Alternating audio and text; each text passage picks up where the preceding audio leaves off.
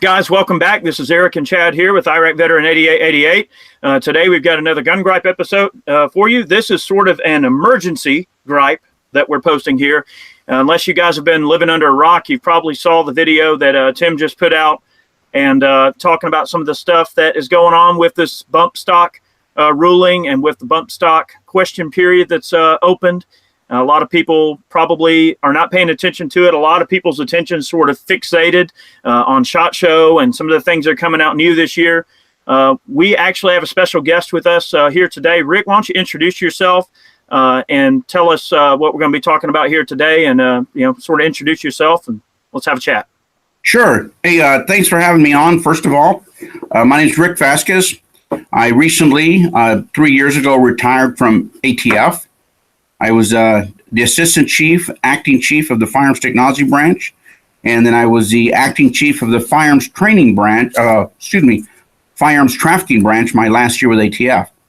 Prior to that, I was a firearms instructor with Diplomatic Security Service, and before that, I had a long career in the Marines, did 21 years. So I've had a wide bit of experience with firearms. In other words, more qualified than we are to talk about this kind of stuff.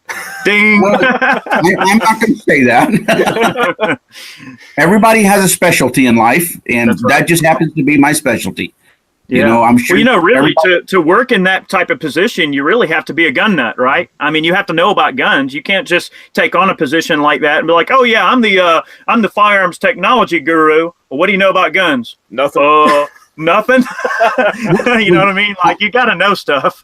Well, that's kind of funny that you say that, because I was the chief of the precision weapon shop at Quantico, one of my tours in the Marine Corps, and I really thought I knew guns. But I realized I was an expert in a very small area. I was a machinist, a welder. I could build sniper rifles. But when I went to work for Firearms Technology Branch and met legends like Ed Owen and Kurt Bartlett, had been doing this for 40-something years, I realized what a gun expert truly was. And they tutored me and mentored me, and I learned so much. And one of the things we're going to discuss is one of the things I really fixated on was learning the regulations and the statutes. I realized that all of us, if you can fix a lawnmower, you can fix a motorcycle, you can get a gun book and work on a gun. But if you don't know those regulations and if you don't know those statutes, when you go out and have to testify in federal court, when you go out and have to give a class, that's where they can really stump you. So that's one of the things, as you said, that we're going to discuss today is some of these new regulations that are pending. Yes, sir. Well, I graciously appreciate your time and everything. I know that you're probably a busy fellow and everything. There's some things going on that I think a lot of people are confused about, and I know that part of this conversation we're bringing you in to kind of offer some clarification on where we stand on this whole thing. I mean, it's a very big deal. A lot of people are confused about the whole bump stock thing, the binary triggers, where all of this is going to go. The ATF, as many of you know, have opened up a comment period about it. And I'm sure the better person to mention this would be you, Rick. But when they come up with the potential thing that they're going to do in terms of a ruling, then they open up a comment period where they take the public's comments into heart. And I'm assuming part of that is they're supposed to go, all right, well, this many people are yay, this many people are nay. And then they sort of like develop that into some form of an opinion. Well, think back to when 41F was kind of a thing back last year in the summertime and all. When it went down. Before that, there was a comment period open on 41F and the proposed rulemaking changes that were involved with that. And not only the public got involved, but also the gun industry as a whole. Right. And it took forever for the ATF to actually sift through all the legitimate comments that were made and then go through with the rulemaking process. So I imagine this is basically the same idea. And this has kind of been put on by the NRA in suggesting that the ATF take another look at bump stocks, which were already deemed legal under the current NFA laws. And are. I mean, they are. Yes. And let me go and explain two different things. Let me go and explain how we got to where we are with the bump stock. And I was the assistant chief of FTB, so I was the senior technical advisor at the time when the bump stock came in for evaluation. And we'd seen other things come in and they'd been denied. And this thing came in and was assigned to a young technician, and he went through it. And we based our opinion on the definitions in the law and the regulations and ATF's opinion on what is a single function of the trigger. So when everything was said and done, we couldn't classify it as a machine gun. We didn't like go after and say we got to classify it as a machine gun. We followed proper procedure and everything that was based on. So this thing went all the way up to the top of ATF because we, without a doubt, knew it was going to be controversial. So it came back from the assistant directors and from the attorneys, and they said, hey, you guys are right. So then that went out, and then we had the binary triggers that were approved. They don't meet the definition of machine gun. And if you heard the hearings, when ATF went up to the hearings, they specifically said, we did this technically correct and statutorily correct. So everything was done right. Now, unfortunately, after the shooting in Vegas, and regardless of how anybody dies in early life, they're all tragic. Whether you get killed by gun, grenade, vehicle, it doesn't matter. So this was a tragic situation, and of course, it turned in political. And now the slide fire became one of the items that they started attacking. But along with the slide fire, there's other things. There's binary triggers. There's other devices. But nobody is thinking about the individual who made those, who spent his money in, who hires people, who puts money into the economy. This is all political. So now they come and attack ATF, and there's nothing ATF can do. So Congress, Senate, or Attorney General, one of them have mandated that ATF write a regulation to change the definition. And here's why they want ATF to do this. Every agency is responsible for certain laws and regulations. ATF does the Gun Control Act, Title 18, Chapter 44. And under that, you have the Code of Federal Regulations, which is Title 27. Then under the statute, the regulations, you have rulings. So let's say there was a misunderstanding of a regulation, and ATF went at this regulation and said, we got to clarify this for the public.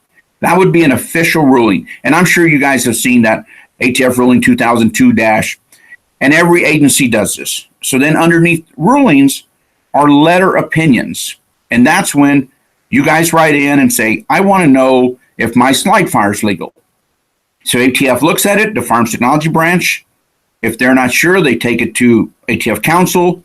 Then it goes above ATF Council, and the letter ruling comes back and says, hey, your slide fire is good to go. You can start making it. So that's the thing. You got the law, regulations, rulings, and then letter rulings. No one wants to change the law here. And that's what needs to be done. If Congress took it upon themselves and said, we're going to change the definition of a machine gun, and we need to change the law, which is, if they're so set on changing this determination, that's what they need to do, then Congress would do what they do. Somebody would introduce a bill and it'd go through the chain, and we could all attack them, and then we could vote them out of office. Right? Well, yeah, they know that midterms are coming up. That's exactly right. And they don't want to touch it with a 10-foot pole. So the issue is, the ATF is that evil monster that everybody wants to poke with the stick and pretend is a bunch of evil you-know-whats. But at the end of the day, it's not even really them. It's the people on top that want these things to happen, but they don't want their name associated with it because midterms are coming up. So they're saying, ATF, you will find a way to write a regulation that's going to be more powerful than the law. So ATF is now becoming the whipping post again. And there's I remain friends with many of these senior personnel, and there's a lot of people that are not happy with this, but they're good soldiers just like we all were.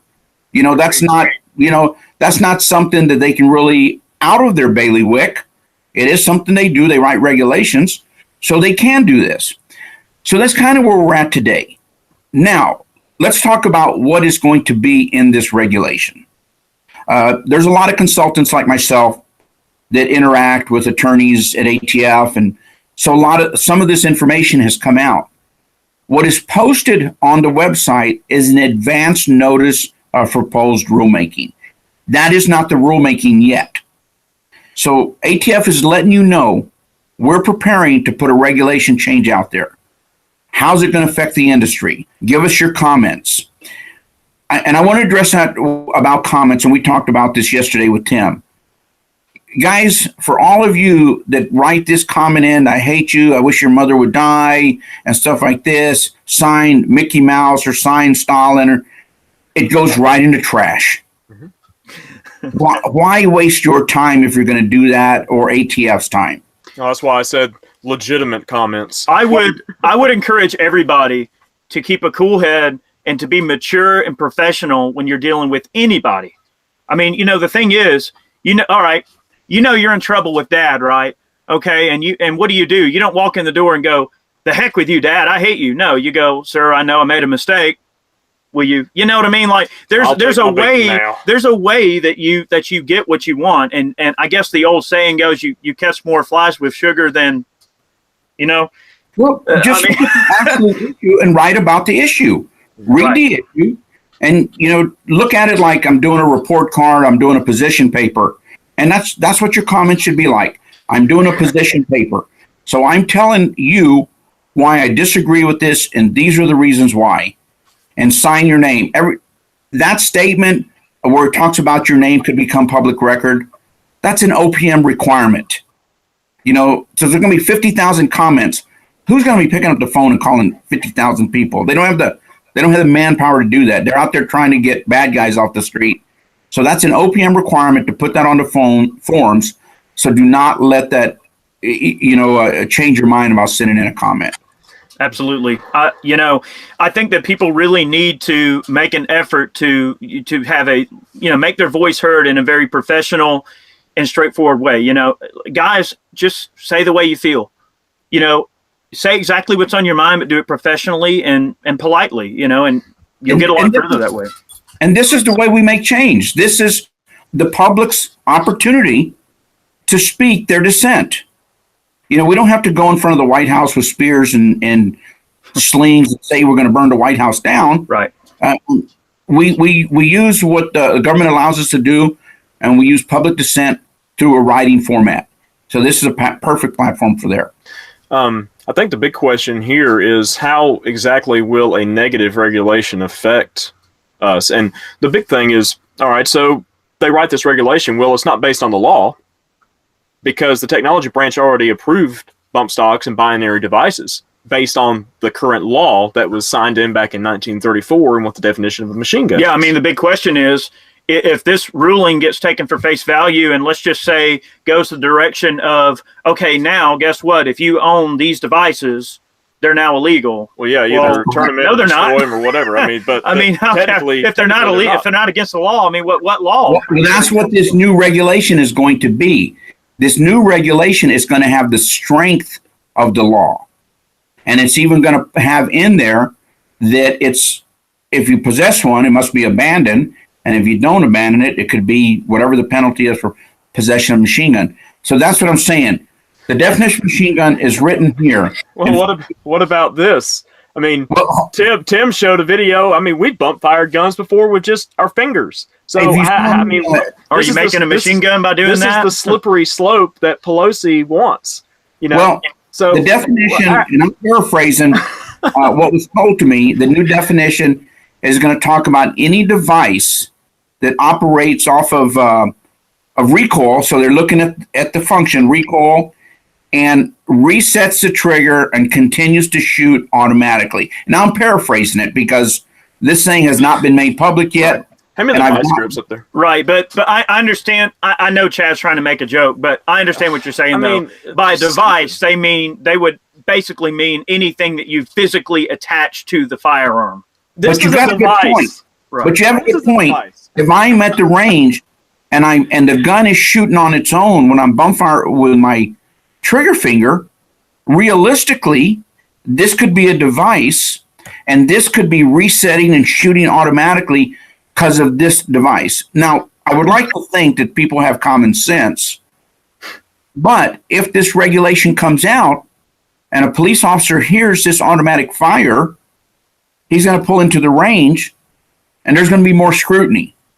I mean, because you've heard the stories, I've heard them, where people have registered machine guns and go to ranges and start shooting automatically, and a police officer swoops in and said, "Hey, who's shooting a machine gun here?" And of course, he has to provide his paperwork.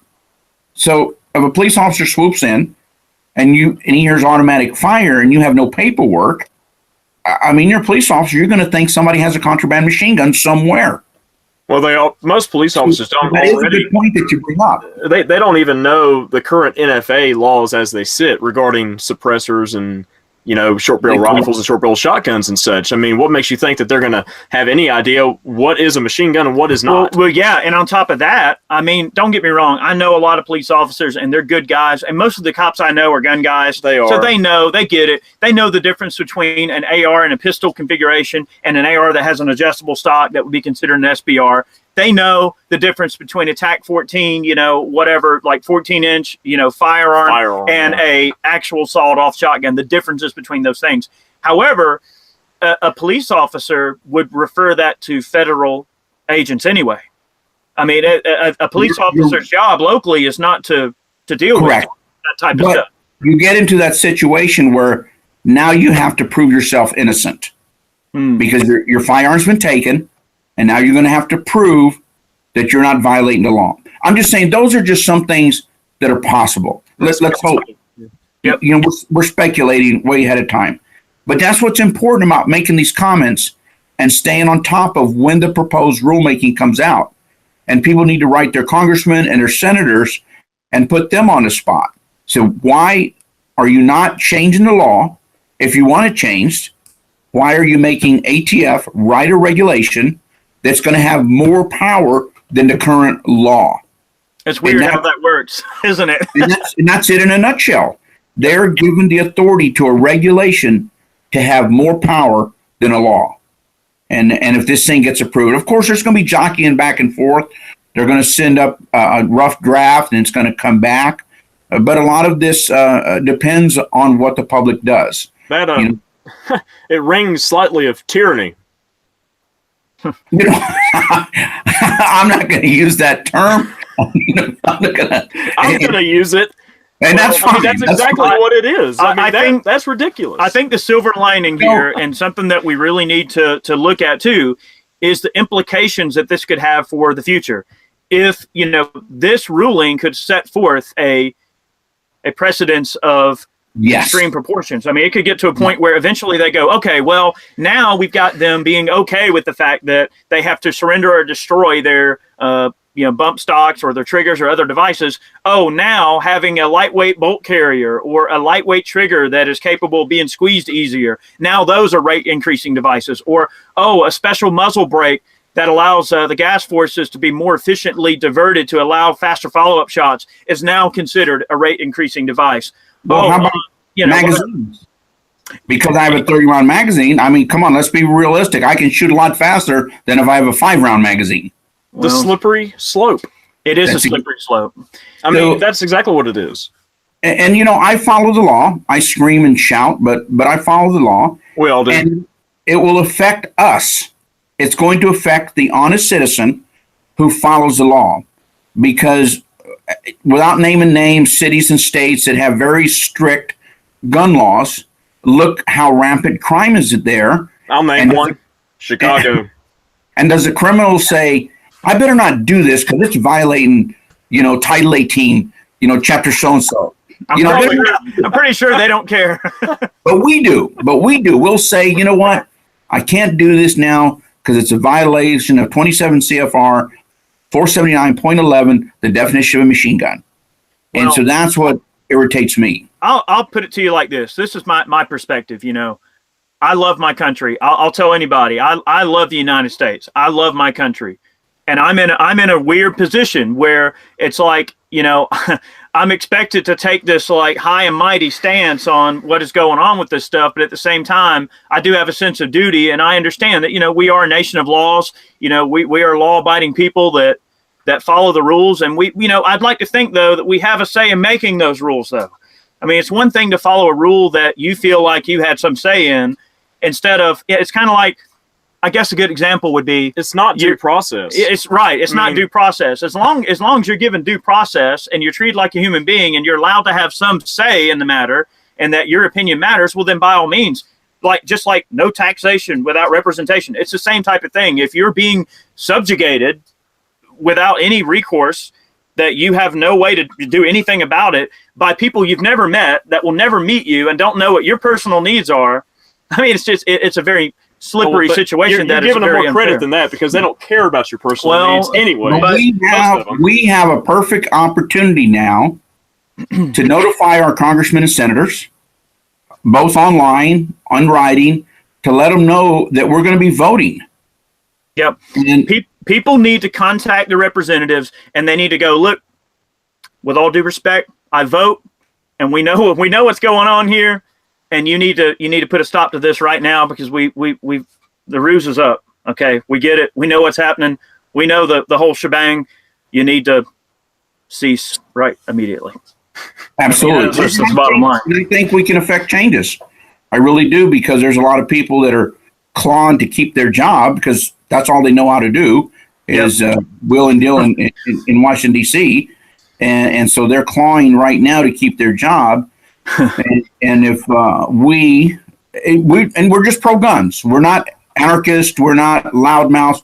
We're just pro-guns, speaking our mind and talking about we disagree with this. And we're going to write in our comments, say we disagree with it in that way. And then we're going to contact our congressmen and senators and inform that we disagree in that manner also. Yes, sir. Well, guys, look, if you take nothing else from this video, go over and leave a comment. Be respectful, be polite, but state your opinion. Be firm. You have an opinion. You have a right to feel the way you do. You love the Second Amendment. You love your country, and you feel like you're being mistreated, which you should, because it is.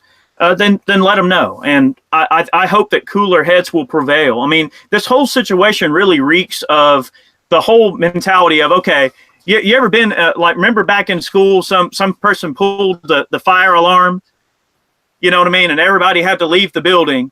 Okay. And then there's always that announcement later. What happens? We know who did it, right? Just go ahead and turn yourself in. We know who did it. No, they don't. They don't know who did it. I mean, and the thing is, we have to remember that you are dealing with a group of people who, I mean, to be fair, okay, they have a very difficult job, because they have people on one side that they feel like they have to appease to feel like they did something. On the other hand, they've got the people that actually this really affects. Like, you got people who pretend it affects, which it doesn't really affect them, because they don't have anything to do with it. And then it has people like us who use the things responsibly and legally, and it literally is only going to negatively affect us. You want to know who did it? Wayne LaPierre, Chris Cox, Marion Hammer, and the rest of the freaking NRA board. Well, the thing is, we've developed this system of, like, taking your rights away and then selling them back to you in the form of NRA dues. Like, that's what this whole thing is. It's political lobbying, but it's done in a way where it's like, literally, where it's like, oh, well, let's do this and create a bunch of panic and mayhem. And then, all right, well, we're going to rub elbows and drink some scotch at this point. And then, all right, let's slowly do this. And then we'll chalk up a bunch of fear and get a bunch of dues out of them. I want the board out of here. I want them gone. Well, it ain't gonna happen overnight, like we've said before. But I mean, pisses me off. The point is that these situations are often much more delicate than many people may give them credit for. I'm not delicate. That's true. Sorry, but we do have an opportunity this time to set the record straight. Yes, sir. But hey, guys, do you have any more questions? I think we covered this, and I think the major crux of this video is in place. I mean, we really wanted people to know about this comment section. The comment section is up on the 25th, I believe. It is. So that's right around the corner. Guys, please, if you do nothing else today, take just 5 minutes to go write a comment. Check the link in the description box below. Please be polite, but be firm. It's okay to have a stance, but be respectful, be polite. And just try to make them understand. I mean, remember, guys, you catch more flies with sugar. I mean, just be respectful, be professional, and let your voice be heard. And I think if we allow this opportunity to everybody take advantage of it, that cooler heads will prevail. And especially if you start holding all of your representatives down and really twisting their arms over this, because that's the crux right there. Yeah, this really, really comes back to that individual aspect. Is these folks are up for re-election, and they know that touching this with a 10-foot pole is the end for them. So we need to make sure they understand that we watch it. We know what's going on.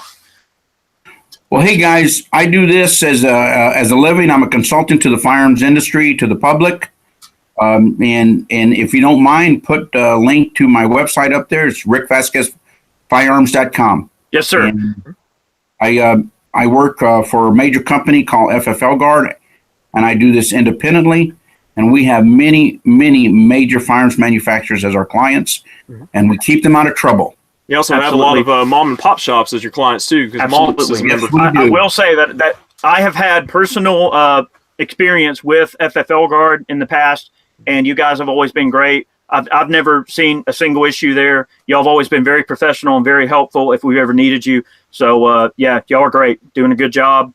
And Rick, thank you so much for your time today. I know you're a busy guy, but I appreciate you going on record with us. The only reason I didn't want to do the Google at first, as I told you, I didn't want to clean up. So I went ahead and got cleaned up and put a nice shirt on.